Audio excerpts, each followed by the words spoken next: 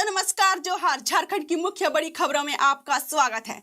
आज की मुख्य बड़ी खबरों में आप देखेंगे मैया सम्मान योजना, ई कल्याण योजना, जेएसएससी से जेल, झारखंड जॉब वैकेंसी और मौसम आदि से जुड़ी महत्वपूर्ण खबरों को।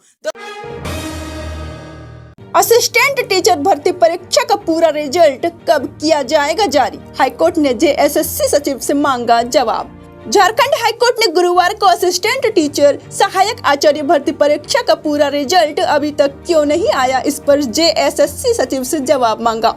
जस्टिस आनंद सेन की अदालत ने जेएसएससी सचिव को शपथ पत्र देने का आदेश दिया। सचिव को बताना होगा कि बचे हुए रिजल्ट कब तक जारी होंगे। कोर्ट ने पूछा कि अब तक केवल थोड़े थोड़े रिजल्ट क्यों जारी किए जा रहे हैं। कक्षा 1 से 5 तक के 11,000 रिक्त पदों में से अब तक केवल 4,333 का रिजल्ट आया है। 3,500 से अधिक पदों का रिजल्ट अभी लंबित है। जेएसएससी कभी 50 तो कभी 100 सीटों का रिजल्ट जारी कर रहा है, जिसे अभ्यर्थियों ने गलत और असंवैधानिक बताया। सभी सफल अभ्यर्थियों को डॉक्यूमेंट वेरिफिकेशन के लिए बुलाया गया था, लेकिन अंतिम रिजल्ट नहीं आया। अधिवक्ता ने सुप्रीम कोर्ट के फैसले का हवाला देते हुए कहा कि पहले ही पूरा रिजल्ट जारी करने का आदेश दिया जा चुका है। अब जेएसएससी सचिव के जवाब के बाद अदालत ये तय करेगी कि पूरा रिजल्ट कब आएगा। कोल्हान यूनिवर्सिटी ने पीएचडी इंटरव्यू की सूची जारी की। 10 से 25 फरवरी तक होंगे साक्षात्कार। चाईबासा स्थित कोल्हान विश्वविद्यालय ने शैक्षणिक सत्र 2025 से 26 के लिए पीएचडी में नामांकन को लेकर प्रोविजनल शॉर्टलिस्ट अभ्यर्थियों की सूची जारी कर दी है। ये सूची विश्वविद्यालय के आधिकारिक वेबसाइट पर अपलोड की गई है। इस साल पीएचडी के 21 विषयों में आवेदन मांगे गए थे। इनमें से 18 विषयों के अंतर्गत कुल 145 अभ्यर्थियों को इंटरव्यू के लिए चुना गया है। अभ्यर्थी अपना एप्लीकेशन संख्या के जरिए वेबसाइट पर अपना नाम देख सकते हैं। विश्वविद्यालय की ओर से दी गई जानकारी के अनुसार शॉर्टलिस्ट किए गए अभ्यर्थियों का इंटरव्यू 10 फरवरी से 25 फरवरी के बीच संबंधित विभागों में आयोजित किया जाएगा। इंटरव्यू की तारीख और अन्य जानकारी विभागों द्वारा ईमेल के माध्यम से दी जाएगी। इंटरव्यू के दौरान अभ्यर्थियों को अपना रिसर्च प्रपोजल और पावर पॉइंट प्रेजेंटेशन प्रस्तुत करना अनिवार्य होगा। कोल्हान विश्वविद्यालय की कुलपति प्रोफेसर डॉक्टर अंजिला गुप्ता ने कहा कि विश्वविद्यालय में शोध की गुणवत्ता और पारदर्शिता को सबसे अधिक महत्व दिया जाता है। उन्होंने पीएचडी इंटरव्यू के लिए चयनित सभी अभ्यर्थियों को उज्जवल भविष्य की शुभकामनाएं दी। वहीं रिसर्च एंड डेवलपमेंट काउंसिल के निदेशक ने कहा कि ये सूची विश्वविद्यालय की पारदर्शी और समयबद्ध पीएचडी प्रवेश प्रक्रिया को दर्शाती है। उन्होंने सभी शॉर्टलिस्ट अभ्यर्थियों को बधाई दी। पकड़ी बरवाडी कोल माइनिंग परियोजना से 34 गांव होंगे प्रभावित, आरटीआई से हुआ खुलासा। हजारीबाग जिले के बड़का गांव स्थित पकड़ी बड़वा गांव कोल माइनिंग परियोजना को लेकर एक बार फिर बड़ा खुलासा हुआ। सूचना का अधिकार आरटीआई के तहत मिली जानकारी में एनटीपीसी लिमिटेड ने आधिकारिक तौर पर माना है कि इस परियोजना से कुल 34 गांव सीधे तौर पर प्रभावित हो रहे हैं। ये जानकारी आरटीआई आवेदन संख्या NTPCO/R/E/26/0075 के जवाब में दी गई है। यह आरटीआई बड़का गांव थाना क्षेत्र के जुगरा गांव निवासी नेपुल कुमार ने 17 जनवरी 2026 को भारत सरकार के आरटीआई पोर्टल पर दायर की थी। उन्होंने आवेदन में पूछा था कि परियोजना से कितने गांव प्रभावित होंगे, उनकी नामवार सूची उपलब्ध कराई जाए। एनटीपीसी के केंद्रीय लोक सूचना अधिकारी CPIO विकास कुमार ने 30 जनवरी 2026 को जवाब देते हुए बताया कि इस परियोजना से 34 गांव प्रभावित हो रहे हैं और उनकी पूरी सूची उपलब्ध कराई गई है। एनटीपीसी की ओर से जारी सूची के अनुसार प्रभावित गांवों में इतिज, चीरुडी, नगाड़ी, डाड़ीकेला, चापाकाला, आराहारा, पकड़ी बरवाडी, सिंधुआरी, सोनबरसा, चुरचू, जुआरा, चेपा खुर्द, केरीगढ़ा, लगातू, देवरी खुर्द, उरु, बड़का गांव, देवरिया कला, लकुरा, बेलतू, कंडाबेर, बरियातू, जबरा, बरसिया, नवाड़ी, सिगमा, ठेंगा, बांका, बानादाग, कुसुम्बा, कटकम दाग, पसाई, सिकरी और गरीकला शामिल है। स्थानीय ग्रामीणों और सामाजिक संगठनों का कहना है कि इन गांवों में भूमि अधिग्रहण, विस्थापन, मुआवजा, पुनर्वास और पर्यावरण नुकसान जैसे मुद्दे लंबे समय से चिंता का कारण बने हुए हैं। कई जगहों पर खेती की जमीन और जंगल क्षेत्र प्रभावित हुए हैं, जिससे लोगों की आजीविका पर सीधा असर पड़ा है। ग्रामीणों का कहना है कि वो लंबे समय से प्रभावित गाँवों की आधिकारिक सूची सार्वजनिक करने की मांग कर रहे हैं। अब तक आरटीआई के जरिए सामने आई ये सूची प्रशासन, एनटीपीसी और प्रभावित ग्रामीणों के बीच बातचीत का मजबूत आधार बनेगी। विशेषज्ञों का मानना है कि अब पुनर्वास, मुआवजा, रोजगार और विकास योजना इन्हीं 34 गांवों को ध्यान में रखकर लागू करनी होगी। एनटीपीसी ने यह भी साफ किया है कि यदि आवेदक या कोई भी पक्ष इस जानकारी से संतुष्ट नहीं है तो वो 30 दिनों के भीतर एनटीपीसी के अपीलीय पदाधिकारी रश्मि रंजन परिदा के पास अपील कर सकता है। आरटीआई से सामने आए इस खुलासे के बाद एक बार फिर पकरी बरवाडी कोल परियोजना और उससे जुड़े सामाजिक प्रभाव पर बहस तेज हो गई है। झारखंड में असिस्टेंट टीचरों के लिए एआई साइबर सुरक्षा की ट्रेनिंग जरूरी, शिक्षा विभाग ने दिया निर्देश। झारखंड सरकार ने प्राथमिक और उच्च प्राथमिक स्कूलों में हाल में ही नियुक्त सहायक आचार्यों के लिए एआई साइबर सुरक्षा और कंप्यूटर तकनीकी का प्रशिक्षण अनिवार्य कर दिया है। प्रशिक्षण प्री इंडक्शन के तहत दिया जाएगा। कुल 9 क्षेत्र चुने गए हैं जिनमें एआई, साइबर सुरक्षा, window operating system, Microsoft office, emerging technology और कंप्यूटर टाइपिंग शामिल है। सभी सहायक आचार्यों को IGOD पोर्टल पर ऑनबोर्ड किया जाएगा। 15 फरवरी तक जिला शिक्षा अधीक्षकों को अपने जिले के सभी नवनियुक्त टीचरों का डाटा पोर्टल पर अपलोड करना अनिवार्य होगा। प्रशिक्षण 20 फरवरी से 10 मार्च तक ऑनलाइन पूरा करना अनिवार्य होगा। प्रशिक्षण पूरा होने के बाद प्रमाण पत्र विद्या वाहिनी पोर्टल पर अपलोड करना होगा। अंतिम तारीख 15 मार्च है। प्रशिक्षण पूरा करने के बाद शिक्षा विभाग सहायक आचार्यों का मूल्यांकन परीक्षा भी आयोजित करेगा। शिक्षा विभाग ने सभी जिला अधिकारियों को समन्वय स्थापित कर प्रशिक्षण सुनिश्चित करने का निर्देश दिया है। दुनिया स्टेशन पर वंदे भारत एक्सप्रेस में धुआं, यात्रियों में मचा हड़कंप। हावड़ा मुंबई मेन लाइन पर चल रही वंदे भारत एक्सप्रेस ट्रेन में गुरुवार उस समय अफरा तफरी मच गई जब दुनिया स्टेशन के पास ट्रेन की एक बोगी से अचानक धुआं निकलने लगा। जानकारी के अनुसार गुरुवार सुबह करीब 11 बजे 20871 अप वंदे भारत एक्सप्रेस की एक बोगी में धुआं दिखाई दिया। देखते ही देखते धुआं पूरी बोगी में फैल गया, जिससे यात्रियों में डर का माहौल बन गया। स्थिति को देखते हुए ट्रेन को तुरंत दुनिया स्टेशन पर रोक दिया गया। ट्रेन रुकते ही कई यात्री घबराकर नीचे उतर गए। इसके बाद रेल कर्मियों ने मौके पर पहुंचकर बोगी की जांच की। जांच में पता चला कि बोगी के एक चक्के में ब्रेक बाइंडिंग होने के कारण धुआं और चिंगारी निकल रही थी। रेल कर्मियों ने तुरंत कार्रवाई करते हुए आग जैसी स्थिति को काबू में कर लिया। रेल प्रशासन की सतर्कता से बड़ा हादसा टल गया। इस घटना में किसी यात्री के घायल होने की सूचना नहीं है। फिलहाल ट्रेन की तकनीकी जांच के बाद आगे की कार्रवाई की गई। झारखंड में बदलेगा मौसम का मिजाज, 48 घंटे बाद फिर बढ़ेगी ठंड।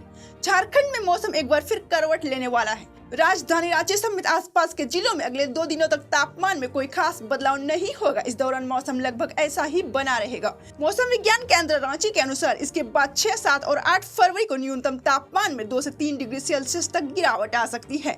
इससे राज्य में ठंड का असर फिर से बढ़ जाएगा। मौसम विभाग ने बताया कि फरवरी के अंत तक मौसम में उतार चढ़ाव जारी रहेगा। अभी 2 दिनों तक लोगों को हल्की राहत मिलेगी, लेकिन उसके बाद ठंडी हवा और गिरते तापमान से ठिठुरन बढ़ेगी। मंगलवार की देर शाम से ही रांची और आसपास के इलाकों में ठंडी हवा का असर महसूस किया जाने लगा है। राज्य के कुछ हिस्सों में सुबह कोहरा और कहीं कहीं आंशिक बादल छाए रहने की संभावना है। हालांकि मौसम शुष्क बना रहेगा। मौसम विशेषज्ञों ने लोगों को बदलते मौसम को देखते हुए सतर्क रहने की सलाह दी है। मौसम विज्ञानी अभिषेक आनंद के अनुसार पिछले 24 घंटे में पूरे राज्य में मौसम शुष्क रहा। कई जगहों पर हल्का से मध्यम कोहरा देखा गया। चाईबासा में सबसे अधिकतम तापमान 31.4 डिग्री सेल्सियस दर्ज किया गया। गुमला में सबसे कम न्यूनतम तापमान 8.4 डिग्री सेल्सियस रहा। रांची का अधिकतम तापमान 26.4 डिग्री और न्यूनतम तापमान 13.2 डिग्री सेल्सियस रिकॉर्ड किया गया। उन्होंने बताया कि 4 और 5 फरवरी को न्यूनतम तापमान में कोई बड़ा बदलाव नहीं होगा, लेकिन इसके बाद ठंड फिर से बढ़ने के आसार हैं। कुल मिलाकर झारखंड में अगले कुछ दिनों तक मौसम बदलता रहेगा और 48 घंटे बाद लोगों को एक बार फिर ठंड का एहसास ज्यादा होने लगेगा।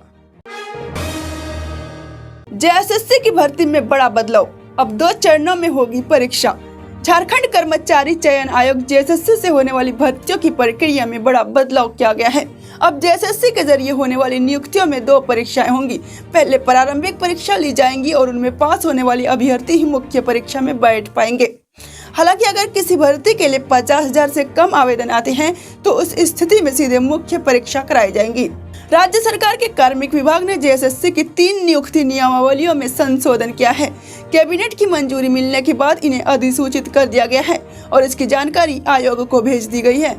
नए नियम के अनुसार अब जेएसएससी की परीक्षाएं प्रारंभिक और मुख्य परीक्षा के रूप में होगी। हालांकि कुछ खास परिस्थितियों में भले ही आवेदन 50,000 से ज्यादा हो, आयोग सीधे मुख्य परीक्षा कराने का फैसला भी कर सकेगा। परीक्षा में सभी सवाल ऑब्जेक्टिव एमसीक्यू होंगे और हर सवाल के लिए 3 अंक मिलेंगे और गलत जवाब देने पर 1 अंक काट लिए जाएंगे। प्रारंभिक परीक्षा 2 घंटे तक होगी। इनमें कुल 120 सवाल पूछे जाएंगे, जिनमें सामान्य अध्ययन से 30 सवाल होंगे, झारखंड से जुड़े 60 सवाल होंगे और गणित से 10 सवाल, सामान्य विज्ञान से 10 सवाल और मानसिक क्षमता से 10 सवाल पूछे जाएंगे। प्रारंभिक परीक्षा के आधार पर आयोग रिक्तियों के 15 गुना अभ्यर्थियों को मुख्य परीक्षा के लिए चुनेगा। अगर किसी आरक्षित वर्ग के उम्मीदवार तय संख्या से कम होते हैं तो उस वर्ग के और अभ्यर्थियों को भी मौका मिलेगा। पास होने के लिए जरूरी अंक है सामान्य और ईडब्ल्यूएस वर्ग को 40% चाहिए, एससी एसटी और महिलाओं को 32% चाहिए, अत्यंत पिछड़ा वर्ग को 34%, पिछड़ा वर्ग को 36.5%, आदिम जनजाति को 30% चाहिए। झारखंड में करीब 1000 लोगों को मिलेगी सरकारी नौकरी, जल्द बांटे जाएंगे नियुक्ति पत्र। झारखंड के युवाओं के लिए अच्छी खबर है। राज्य सरकार एक बार फिर बड़ा कार्यक्रम करके करीब 1000 युवाओं को सरकारी नौकरी की नियुक्ति पत्र देने की तैयारी कर रही है।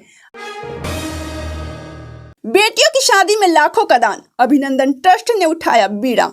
झारखंड में बेटियों की शादी को लेकर माता पिता की आर्थिक परेशानी कम करने के लिए अभिनंदन ट्रस्ट ने एक सराहनीय पहल की है। ट्रस्ट जरूरतमंद परिवारों की बेटियों की शादी में लाखों रुपए का सामान मुफ्त में उपलब्ध करा रहा है, जिससे अभिभावकों को कर्ज लेने की मजबूरी न रहे। अभिनंदन ट्रस्ट के अध्यक्ष डॉक्टर विवेकानंद कुमार ने बताया कि ट्रस्ट का मकसद बेटियों की शादी को सम्मान के साथ संपन्न कराना है। इसके लिए रांची के रेस्पा टावर स्थित कार्यालय में एक विशेष प्रशिक्षण कार्यक्रम भी आयोजित किया जा रहा है, ताकि ज्यादा से ज्यादा लोग ट्रस्ट की योजनाओं से जुड़ सके और जरूरतमंदों तक इसका लाभ पहुंचाया जा सके।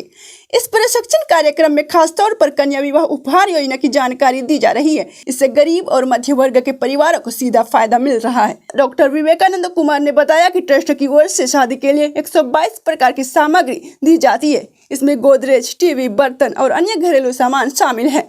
खास बात यह है कि मोटरसाइकिल की कीमत में मोटरसाइकिल भी दी जाती है, ताकि नवदंपति को नई जिंदगी शुरू करने में आसानी हो। उन्होंने बताया कि अभिनंदन ट्रस्ट ये सेवा कार्य कई वर्षों से लगातार कर रहा है। ट्रस्ट का उद्देश्य सिर्फ सामान देना नहीं, बल्कि बेटियों के सम्मान और सुरक्षित भविष्य को मजबूत करना है। ये सभी सामग्री दान के रूप में दी जाती है। डॉक्टर विवेकानंद कुमार ने कहा कि ट्रस्ट से जुड़कर बेरोजगार युवा को रोजगार के अवसर भी मिल सकते हैं। इससे सामाजिक सेवा के साथ साथ आमदनी का जरिया भी बन रहा है। इस मौके पर ट्रस्ट के स्टेट प्रभारी जितेंद्र कुमार सिंह, अनिल कुमार, भरत कुमार, कृष्णा वल्लभ और डॉक्टर एस.के. वर्मा समेत कई लोग मौजूद रहे। सभी ने इस पहल को समाज के लिए प्रेरणादायक कदम बताया। जानकारी के मुताबिक फरवरी के पहले या दूसरे हफ्ते में रांची में बड़ा कार्यक्रम हो सकता है। इस कार्यक्रम में झारखंड लोक सेवा आयोग जेपीएससी और झारखंड कर्मचारी चयन आयोग जेएसएससी से चयनित अभ्यर्थियों को नियुक्ति पत्र दिए जाएंगे।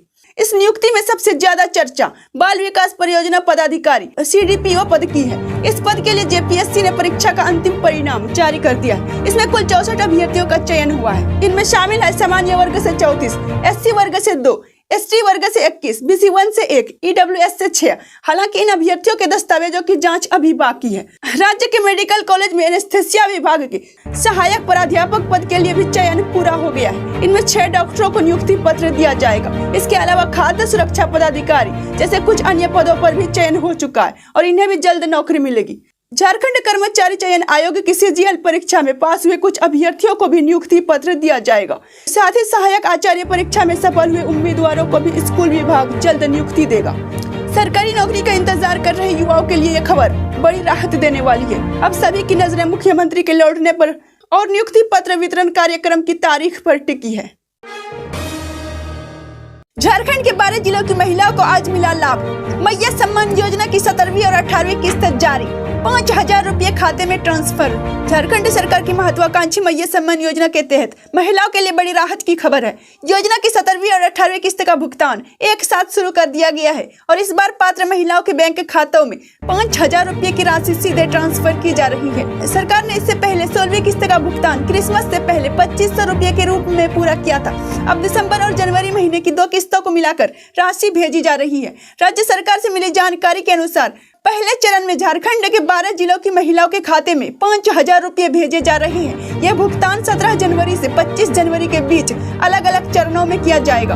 इन जिलों में पैसा आना शुरू हो गया है। रांची, धनबाद, देवघर, बोकारो, गुमला, लोहरदगा, जमशेदपुर, जामताड़ा, सिमडेगा, चतरा, पाकुड़, गढ़वा। इन जिलों की महिलाओं के आवेदन पहले ही सत्यापित हो चुके हैं और बैंक व आधार से जुड़ी जानकारी सही पाई गई है। बाकी जिलों में भी जल्द भुगतान होने की उम्मीद है। मैया सम्मान योजना की राशि डीबीटी के माध्यम से सीधे लाभार्थी के बैंक खातों में भेजी जा रही है। जिन महिलाओं का बैंक खाता आधार से लिंक है और डीबीटी एक्टिव है, उन्हें बिना किसी रुकावट के पैसा मिल रहा है। ई कल्याण छात्रवृत्ति के लिए ऑनलाइन आवेदन शुरू। सत्र 2025 से 26 के लिए SC, ST और OBC विद्यार्थियों को मिलेगा लाभ। रांची विश्वविद्यालय ने शैक्षणिक सत्र 2025 से 26 के लिए ई कल्याण छात्रवृत्ति योजना के अंतर्गत अनुसूचित जाति SC, अनुसूचित जनजाति ST और पिछड़ा वर्ग OBC के छात्र छात्राओं से ऑनलाइन आवेदन आमंत्रित किए हैं। विश्वविद्यालय द्वारा जारी निर्देश के अनुसार छात्र छात्राओं को ऑनलाइन आवेदन पूरा करने के बाद सभी आवश्यक दस्तावेजों की हार्ड कॉपी अपने संबंधित विभाग में अनिवार्य रूप से जमा करनी होगी। विभि ने स्पष्ट किया है कि आवेदन के साथ संकलन जाति प्रमाण पत्र, आय प्रमाण पत्र, आवासीय प्रमाण पत्र का कॉमन सर्विस सेंटर CSC से सत्यापन कराना अनिवार्य होगा। बिना सत्यापन के आवेदन मान्य नहीं किया जाएगा। विश्वविद्यालय ने यह भी चेतावनी दी है कि यदि आवेदन में किसी प्रकार की त्रुटि, गलत जानकारी या फर्जी प्रमाण पत्र पाया जाता है तो पूरी जिम्मेदारी स्वयं छात्र की होगी और ऐसे मामले में आवेदन रद्द किया जा सकता है। तो ये थी आज के झारखंड की मुख्य बड़ी खबरें। इसी तरह की और बड़ी खबरों को जानने के लिए चैनल को सब्सक्राइब कर दीजिए और वीडियो अच्छा लगा हो तो लाइक कर दीजिएगा।